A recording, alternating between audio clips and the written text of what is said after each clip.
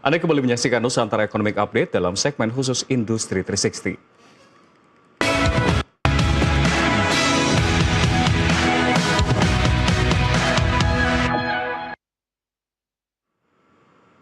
Pemirsa, pemerintah tengah mempertimbangkan rencana pemungutan pajak bagi pedagang online di marketplace pada kuartal 2 tahun 2026.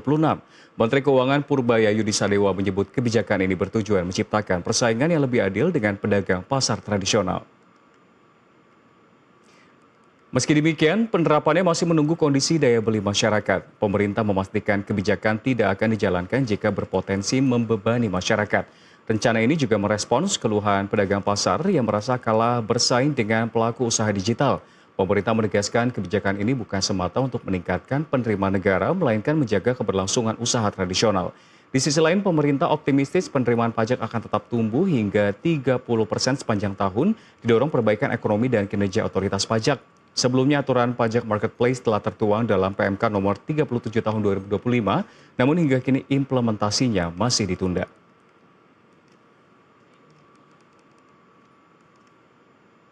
Itu kan bukan berarti saya bilang naikin pajak kan. Saya kan pastikan yang harusnya bayar. Orang pajaknya nggak bocor, nggak main-main, jadi nggak bocor itu. Ini kan belum sempurna. Beberapa wacana kan ada Bapak bilang di DPR juga mau mengenai pajak marketplace, kayak gitu-gitu di tahun ini kan Bapak bilang pertengahan tahun. Kita lihat daya beli masyarakat seperti apa nanti setelah triwulan kedua berakhir. Dan itu kalau mengganggu akan kita hindari. Tapi gini kan, permintaannya bukan dari masyarakat, bukan dari pedagang pasar, bukan itu kan. Dia minta di-treat supaya yang di pasar tradisional bisa bersaing. Itu antara lain yang saya pikirkan utamanya, bukan mau dapatkan income aja. Karena orang-orang kalau saya ke pasar itu mereka bilang, Pak kami kalah sama online gini. Aturlah Pak, jadi itu yang tujuannya itu. Supaya yang di pasar tradisional bisa hidup bersaing, tapi yang ini juga nggak mati gitu. Jadi saya nggak akan cekek. Lu suka beli online ya? Ya. Gue juga online belinya. Nggak, itu utamanya.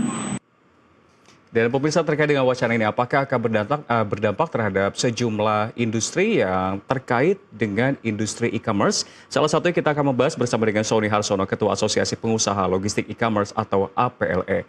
Halo, selamat pagi Pak Sony. Selamat pagi Rian.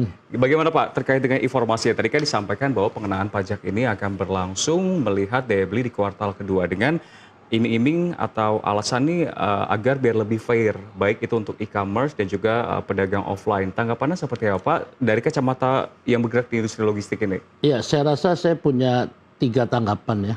Nomor 1, tentu sudah tepat. Mengingat skala ekonomi dari digital ekonomi Indonesia ini 100 miliar US dollar atau sekitar 1.700 sekian Indonesian rupiah. Ini so far kalau Rian cek ya, belanja di salah satu portal yang hijau itu, platform itu memang ada pajak sama sekali. Nah, saya rasa sudah tepat dan saya juga sudah pelajarin. Ini pengenaannya adalah PPh 22, yaitu cuma 0,05%. Akan tetapi poin nomor 2, kata kuncinya di sini adalah timing. Kenapa? Kita nggak bisa melihat e-commerce ini hanya satu bagian, tapi ini adalah ekosistem. Saat ini betul sekali judul atau topik dari acara kita hari ini, bagaimana sektor logistik tertekan. Seperti mungkin Rian tahu ya, bahwa memang e-commerce ini nggak bisa berdiri sendiri, selalu inline dengan logistik.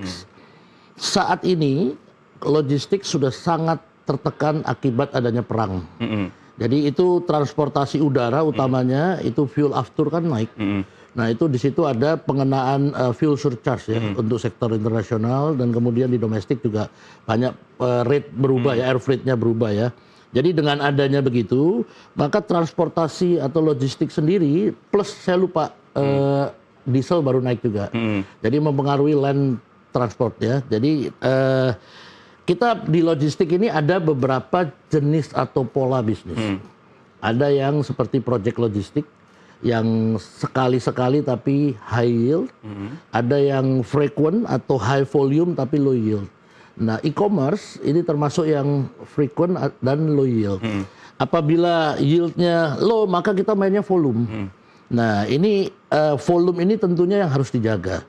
Karena dari operasional cost kita itu di situ terdapat margin, dan margin ini hanya kita bisa peroleh dengan certain volume gitu. Nah, apabila volume ini terganggu, maka boleh dibilang yang tadinya plus punya margin maka akan hilang gitu kan. Nah, dari sinilah potensi pajak, pengenaan pajak ini bisa berimplikasi terhadap volume tadi. Seperti yang dikatakan Bapak Menteri Keuangan, saya rasa sudah tepat, yaitu menunggu timing dan daya beli. Nah, itu poin kedua saya. Jadi kata kuncinya di sini adalah kami dari asosiasi melihat memang negara harus mendapatkan sesuatu dari kapitalisasi market sebesar 100 miliar US dollar ini. Akan tetapi kapan itu akan dijalankan itu lebih penting ketimbang pengenaannya. Karena pengenaannya definitely 100% kita dukung ya, karena harus ada share untuk negara juga gitu kan. Nah, akan tetapi timing lebih penting daripada sekedar wacana kapan pengenaannya. Lalu kalau boleh saya lanjutkan nih, yang ketiga, apakah tidak ada potensi lain? Saya melihat ada potensi lebih besar dan bisa langsung dikenakan terhadap barang-barang impor. Karena dibandingkan pengenaan pajak di e-commerce. di e-commerce sendiri, barang-barang yang diperdagangkan itu kan mix antara barang import dengan barang lokal. Akan tetapi karena alasan dari Menteri Keuangan tadi untuk memberikan Fairness, bukan? equal playing field antara offline dan online. Ini juga harus terjadi di antara barang lokal dan barang import. Beberapa studi menyatakan bahwa barang yang dijual di platform ini boleh dibilang 50-60%-nya adalah barang import.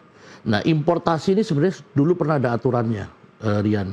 Aturannya kemudian dihentikan dengan Permendak 31 tahun 2023. Nah, ini menurut saya harus segera dicabut karena potensi penerimaan dari situ ada namanya PDRI. Pajak dalam rangka impor itu besar sekali. Penerimaannya itu paling tidak itu bisa 10 sampai 20 triliun itu kalau memang seandainya menggunakan skema baru ya, karena di situ ada komponen PPN, ada komponen PPH juga. Nah, ini bisa segera jalan karena barang-barang yang tadinya diimport secara resmi dan legal karena ada aturan Permendak ini di stop gitu. Dinaikkan value-nya tapi bukan tarifnya. Jadi saya rasa ada potensi lain yang bisa langsung go tanpa hurt sektor lain seperti logistik gitu. Ini saya menarik pernyataan Mas Sony. Mas Sony saja ya, industri yang berada dalam industri mengatakan bahwa ya negara layaklah untuk mendapatkan kapital-kapital angka-angka transaksi triliunan. Walaupun Pak Menkyu sendiri menyatakan bahwa ini bukan untuk berkaya negara, tapi hanya untuk fairness dan juga equal playing di antara offline sama online. Tapi kita menunggu, masih wait and see, melihat daya beli. Secara realita di lapangan ini apakah memang lebih baik harapannya diimplementasikan pengenaan pajak atau tidak? Karena kan kalau kita melihat eskalasi Timur Tengah yang juga berdampak terhadap harga minyak dan melebar kemana-mana termasuk logistik, bagaimana dari kacamata Anda? Kalau untuk saat ini, saya rasa belum tepat.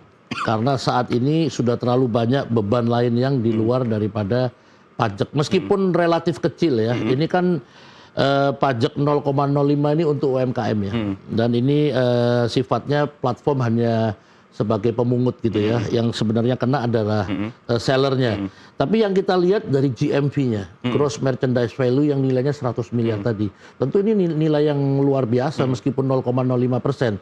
Jadi pertanyaannya kalau sekarang menurut saya kurang tepat, karena pasti akan memukul langsung daya beli masyarakat yang berakibat sama turunnya volume logistik gitu. Nah, seperti saya bilang tadi, logistik sendiri udah cukup tertekan dengan adanya fuel surcharge, kenaikan biaya bahan bakar, lalu kenaikan biaya-biaya lain-lain. Nah, ini menurut saya sekarang kurang tepat. Kapan tepatnya? Maka seperti Pak Menkyu bilang tadi, dievaluasi habis kuartal 2 tahun ini. Tapi apakah terus harus berdiam diri? Menurut saya kenapa tidak dieksplor dengan potensi penerimaan lain yang cukup besar juga, tanpa memukul UMKM, tanpa memukul sektor yang lain. Karena kalau barang ini barang import, itu yang mengangkut adalah transportasi luar negeri gitu. Dan mungkin mereka punya hitungan sendiri lah ya. Tapi kalau seandainya ini diterapkan dari local platform yang beroperasi di Indonesia, maka itu langsung impact-nya pada perusahaan logistik dalam negeri begitu. Baik, selanjutnya saya ingin bertanya Pak soal pertanyaan yang selalu saya kasih ke sejumlah industri saat ini. Tadi mengatakan bahwa kenaikan harga BBM seberapa impactful sih Pak? Karena kan kalau kenaikan BBM yang kita lihat ini untuk non subsidi Pak, apakah memang sudah terasa dan mungkin sebelum ada kenaikan BBM, harga kenaikan energi sudah mengurangi omset berapa persen di industri Anda, Pak? Ya, jadi saat ini kalau bicara omset, seperti saya bilang tadi, kenaikan operasional cost inilah yang memukul, bukan omsetnya, omsetnya sama, tapi operasional cost yang melambung ini memukul profit gitu. Untuk bersihnya. Ya, terutama jenis bisnis e-commerce yang marginnya tipis, kita mainnya volume ya. Nah, disinilah kita perlu maintain volume ini. Apabila volume ini berkurang, maka yang tadinya plus jadi minus. Nah, untuk pertanyaannya Rian tadi, berapa persen? So far dari perhitungan kami ya, dari data internal kami sendiri itu sekitar 25-30% itu impact-nya. Karena transportasi e-commerce ini kebanyakan disokong oleh air freight. Air freight itu transportasi udara, di mana aftur tidak ada subsidi. Dan aftur tidak ada subsidi, maka aftur ini kan mengikuti harga minyak dunia. Dari harga yang dipatok sebelumnya 65 US dollar per barrel, sekarang udah menyentuh hampir $100 dan kemarin sempat $100 lebih per barrel. Jadi ini karena fluktuatif, maka harganya berubah-berubah, maka bebannya langsung ke penerbangan dan efeknya langsung ke harga kargo per kilo begitu. Baik. Mas Sori, sehingga kita memang sebetulnya membutuhkan yang namanya stimulus dari pemerintah dan juga kebijakan yang wise agar industri yang kuat tidak jadi sunset, yang sunset tidak justru malah menghilang dan terjadi PHK di mana-mana. Tapi sebelum kita membahas stimulus, saya ingin bertanya apa yang lagi hot sekarang saat ini. Saya tadi sempat baca bahwa sebetulnya untuk e-commerce sendiri yang notabene berkaitan dengan industri logistik, ini melapor ke KPPU soal dugaan predatory pricing dari TikTok. Tapi dijawab usai jeda, karena pemirsa dialog kami akan kami lanjutkan saat lagi, tetaplah bersama kami. Sebelumnya pemerintah menaikkan harga subsidi.